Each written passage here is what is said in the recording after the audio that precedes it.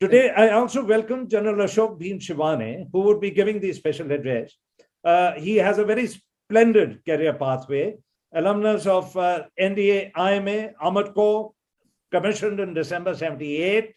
He's done his MSc, double MPhil, and PGDCM, represented India also at the United Nations Peacekeeping Force in Guatemala.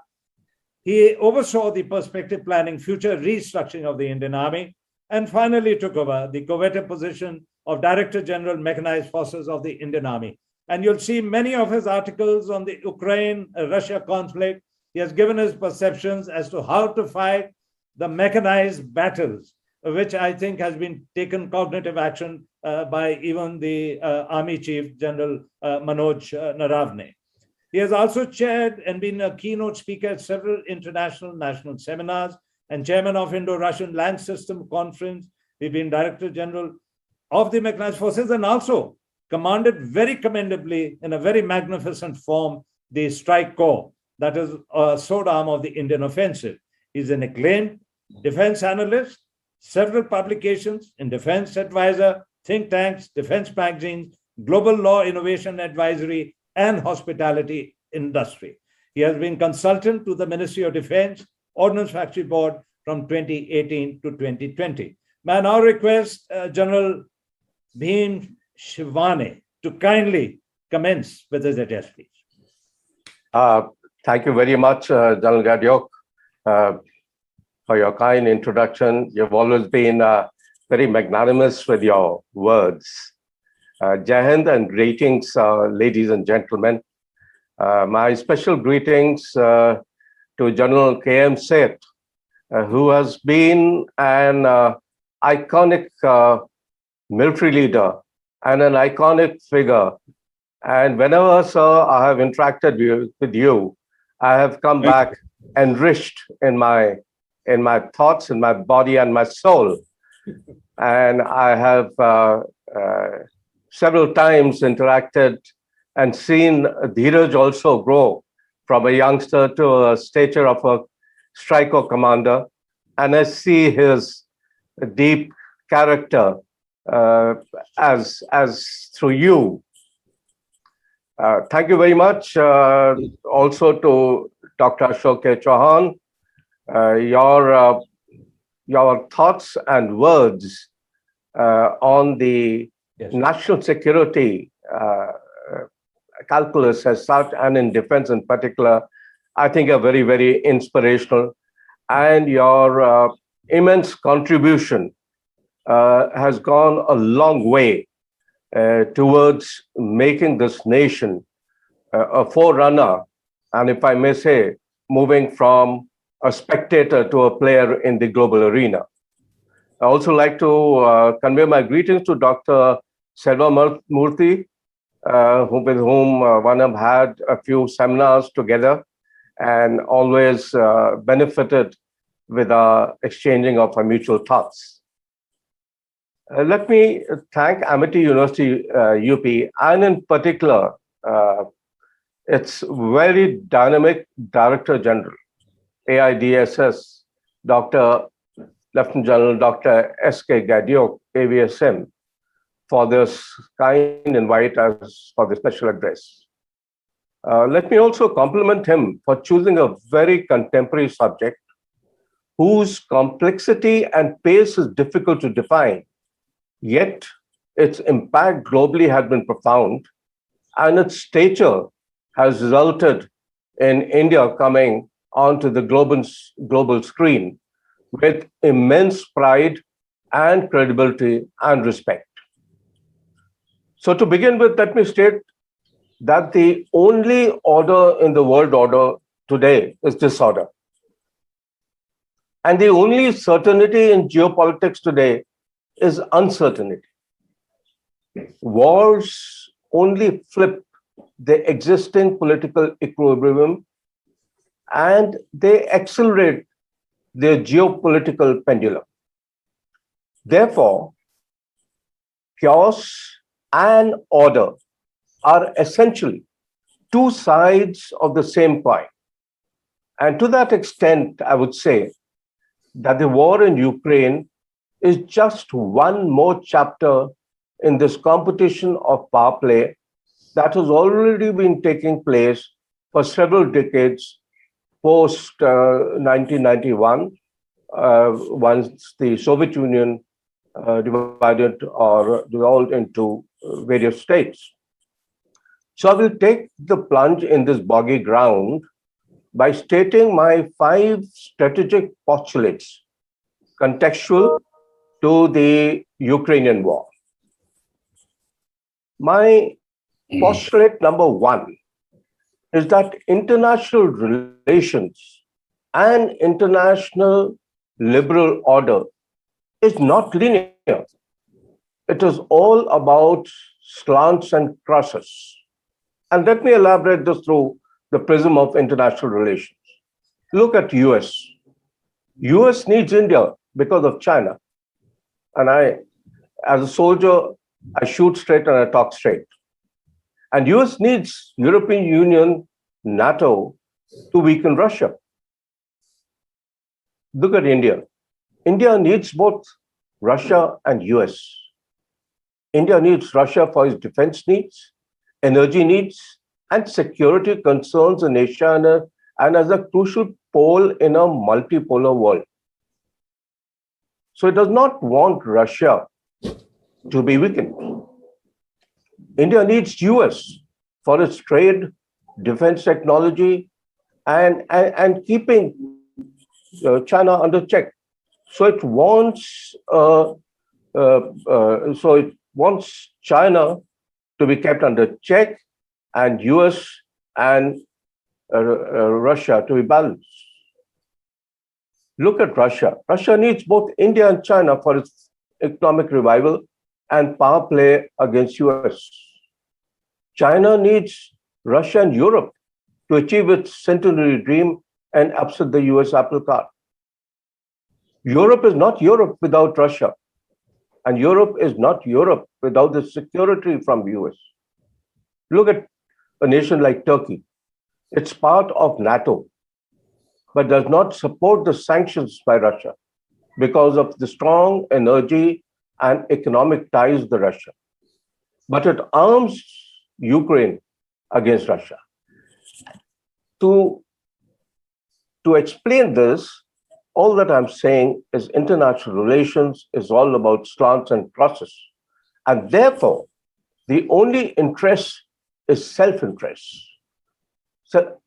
And that is national interest. And the ultimate mantra is strategic ambiguity.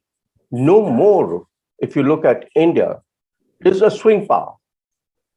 Today, we are a power of reckoning in the global arena because we stand strong in all spheres of national comprehensive calculus. So the art of international relations in the 21st century is to leverage international relations of furtherance of a national interest. And the science is to decentralize globalization. And this has been the foundational construct of India's principled and bold stand during this conflict. My postulate number 2 is that the Russian-Ukraine conflict will only hasten to a multi-engagement, which is the greatest part of a multipolar world order. And that too, one will see increasingly it being shaped by competition to secure strategic connectivity with overlapping and often conflicting interests. So the debate is, what will this model look like? Third बार के लिए मना लिख दिया मैंने कहा I will not. Hello. So the debate is, what will this model look like? Will the model be a new Cold War 2.0 era bipolar world with US-led pseudo-democratic Western order versus China-led, Russia-assisted autocratic world order, and the others balancing the poles of power like India, Japan, Turkey, and maybe some states of the European Union like Hungary? Or Will it be a model 2, which will be a multipolar, non-linear web of multiple players on the global arena, with both exclusive and overlapping zones of influence shaped by dynamic competition and strategic connectivity to ensure national interests? Well, ladies and gentlemen, the truth seemingly is that the new world order will be unfolding in various directions with multiple engagement. At one end of the spectrum, it will continue to be a largely state-centric, concerned with structures of balance of power, polarity, and collective security. But at the other end, which you are seeing today increasingly, is the widening agenda of multiple orders, which encompasses new trade order, new energy order, new financial order, new economic order, new environmental order, new human rights order, etc.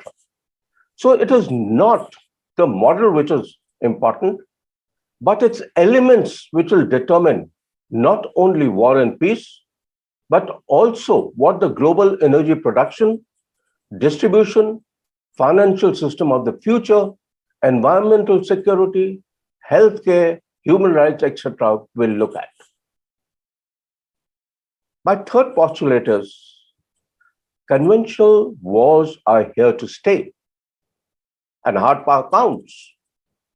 And in the 21st century wars, it's easy to enter, difficult to manage, and extremely challenging to exit.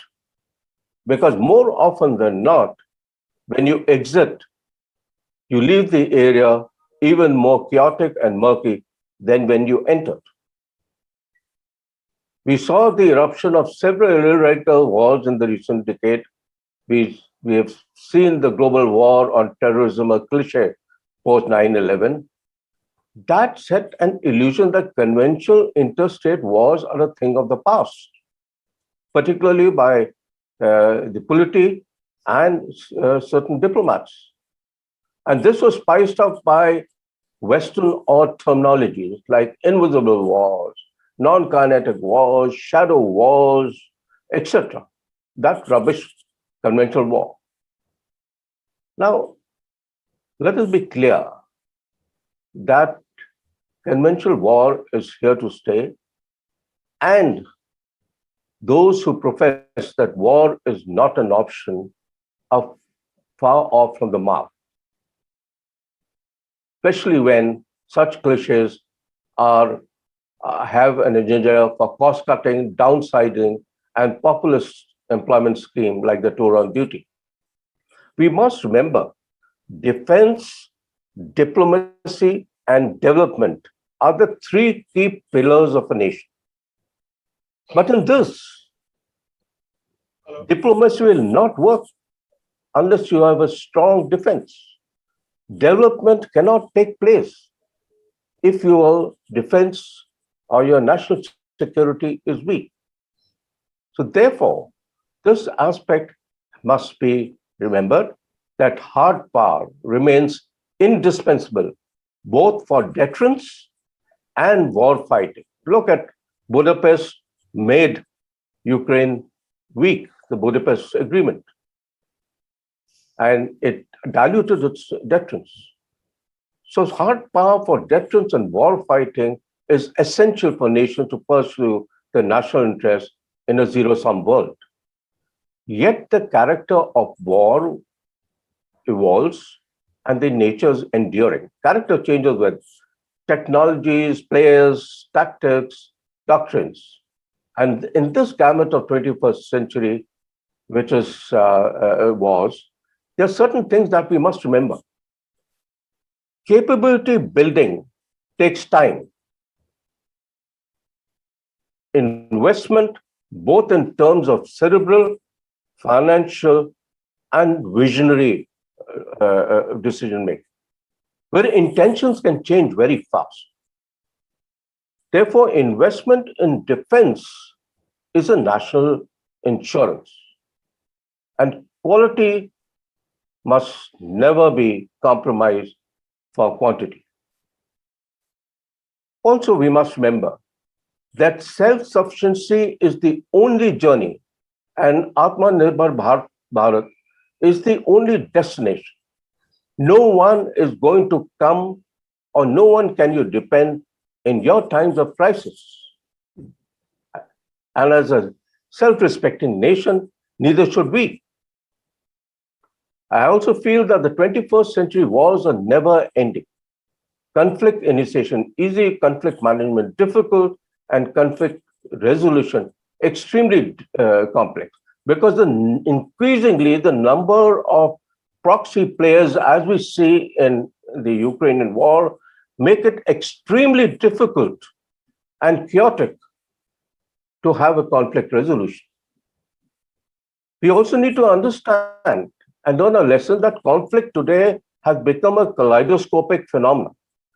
It has gone from the battlefield to the social media battlefield, where the society, the people are all connected. And therefore, nationalism comes to play a major role. And you've seen the Ukraine war demonstrate how a powerful political force that can push people to die and kill under frightening and dangerous conditions. Therefore, the civil-military fusion and integration and looking at the war in a holistic manner, where society, people, and all elements are involved. In fact, if you see that today wars have weaponized all elements of national power: economic, financial, political, foreign policy. So wars of the 21st century have different dynamics. Sorry, we'll just ask you to wind up, please. Okay. Thank you. My posture number four is that the rule-based world order, global watchdogs do not exist.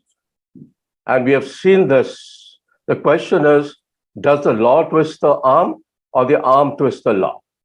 Is the use of force the prerogative of all states, or the strongest and only the hegemonic powers? The answer is well known. And we have seen the global monitoring mechanisms like the UN becoming defunct and having lesser power. Similarly, the G8, G20, and other aspects of climate arms control and have not got a clear horizon. And my concluding postulate is sanctions are self-defeating as part of a long-term strategy, because sanctions may weaken economy, but they impact the global system equally. And sanctions historically have never changed the nation's behavior or policies as such.